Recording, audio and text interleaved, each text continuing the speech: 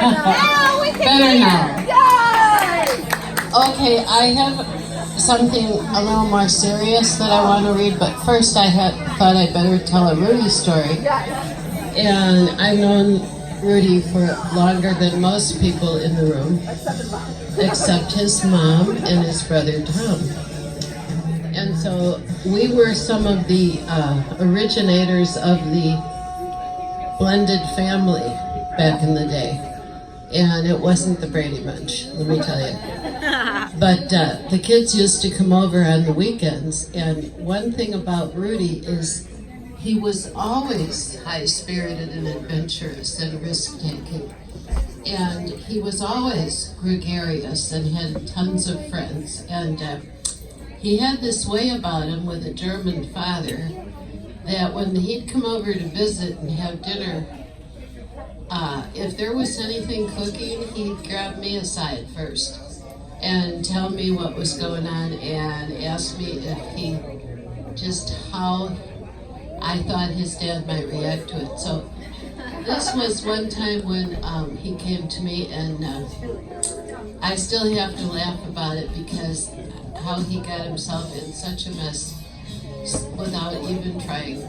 So a bunch of kids, he was about 17, and they were out joyriding. They were just riding around in the country where we lived. And there was a girl in the car whose last name was Johnson.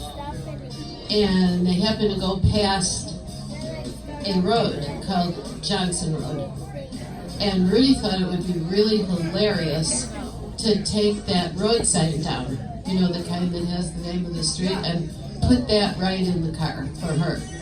And they were going to go and drive it to her house and deliver it to her. So there were a lot of people in the car, so Rudi puts the sign for Johnson Road so you could see it in the back windshield.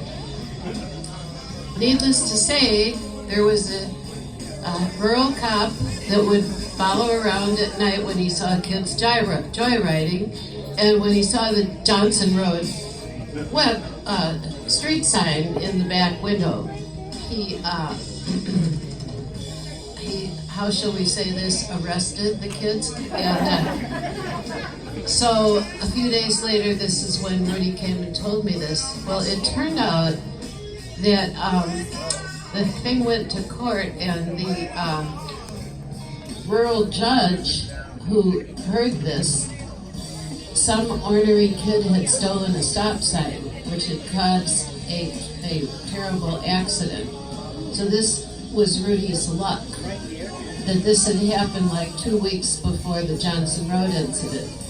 So needless to say, some of the kids were under house arrest for a while. I won't mention any names, but I want to tell you one thing about Rudi's dad. He had the reputation of being a pretty strict German dad. But anybody out here, like the brothers or the granddaughters, can tell you if you were in deep doo-doo and you were in real trouble, Julius would go to bat for you. And so he did for Rudi. So that's my going way, way back before Rudi ever thought about coming to California story. And now I just want to read you the notes that I prepared, and this is not a joke or a laughing thing, but it's just something that I want to say. Now, if you didn't figure it out yet from all those pictures, I am Julie Barth, and I am Rudi's stepmother. We made up a new name for this, though, back in the day, for our relationship that I had with Rudi, Connie, and Tom. And so I always called Rudi my bonus son, and his sister Connie my bonus daughter, and his brother Tom my bonus son. And they called me Julie Mom. And so Nadia still calls me Julie Mom. So I call you that too. Anyway, Rudi became my bonus son on April 30th, 1972, 47 years ago. And of those here in the room, as I mentioned, the only others that have known him longer are his own mother, who's heartbroken, as we know, and his brother Tom. So I've known him all these years.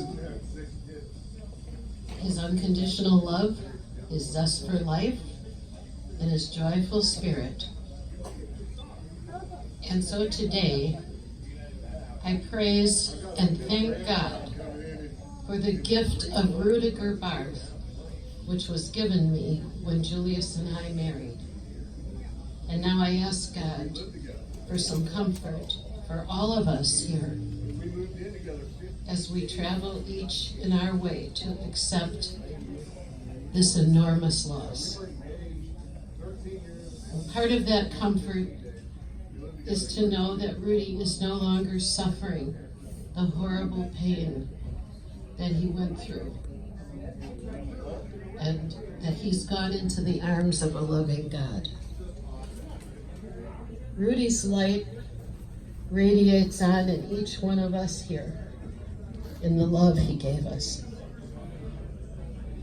Sail on, my precious Rudi. We'll meet again.